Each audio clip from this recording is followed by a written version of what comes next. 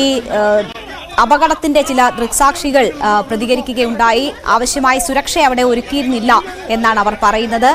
Barricade ഉണ്ടായിരുന്നില്ല, ribbon ഉപയോഗിച്ചാണ് തിരിച്ചിരുന്നത്. ഈ ബാരിക്കേഡിന്റെ ഭാഗങ്ങൾ തിരിച്ചിരുന്നത് റിബൺ ഉപയോഗിച്ചൊക്കെയാണ്.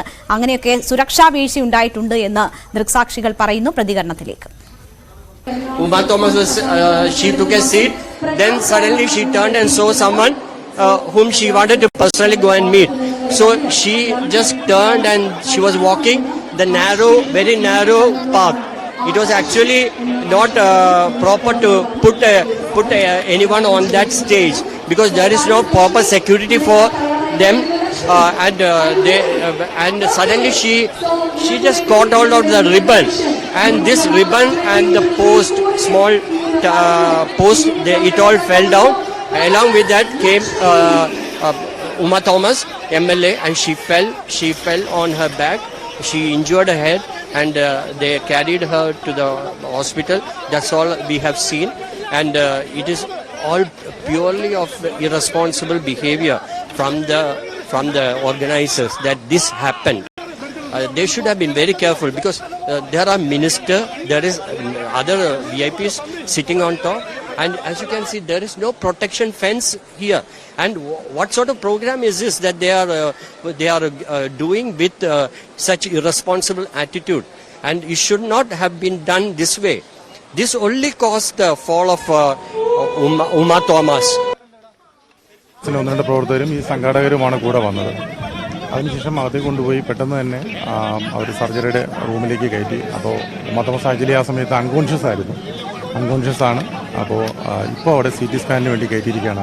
CT സ്കാനിന് വേണ്ടി അകത്തേക്ക് കയറ്റിയിരിക്കുന്നു. അതോടൊപ്പം തന്നെ ന്യൂറോ സർജൻ ഇവിടെ എത്തിയിട്ടുണ്ട്. അപ്പോൾ ആ ചെവിയുടെ ഭാഗത്തുള്ള മുറിവ് അല്പം വലിയൊരു മുറിവ് തന്നെയാണ് ഈ ഭാഗത്തായിട്ടും നെറ്റിയിലും മൂക്കിൻ്റെ ഈ പോർഷനായിട്ടുള്ളത്. എന്താണെങ്കിലും ഇവിടെ തന്നെ മെഡിസിൻ കണ്ടിന്യൂ ചെയ്യുകയാണെന്നാണ് സംശയിക്കുന്നത്. എന്താണെങ്കിലും ന്യൂറോ സർജനും ബാക്കിയുള്ള ആളുകളെല്ലാം തന്നെ ഇപ്പോൾ സ്ഥലത്തെത്തിയിട്ടുണ്ട്.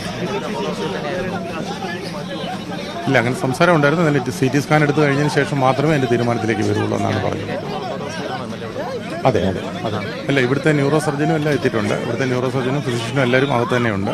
പിന്നെ നേതാക്കളായിട്ട് ബിന്നി ബേനാനകത്തുണ്ട്, അതുപോലെ ദീപ്തി മെറുവർഗീസ് അകത്തുണ്ട്. അങ്ങനെ കോൺഗ്രസിൻ്റെ ഒട്ടുമിക്ക നേതാക്കന്മാരുണ്ട്. ഞാൻ കാണുന്ന സമയത്ത് കോൺഷ്യസ് അല്ല. ഒരുപാട് രക്തം വാർന്നു പോയിട്ടുണ്ട്.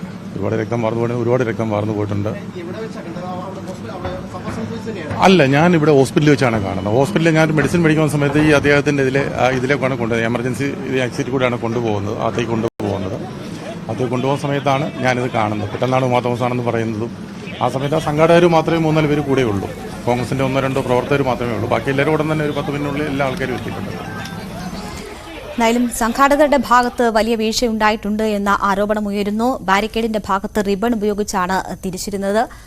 ആളുകളോട് സംസാരിച്ച ഇരിപ്പിടത്തിലേക്ക് പോകവെയാണ് ഈ അപകടം സംഭവിച്ചിരിക്കുന്നത്. എന്തായാലും വെന്റിലേറ്ററിൽ തുടരുകയാണ് MLA.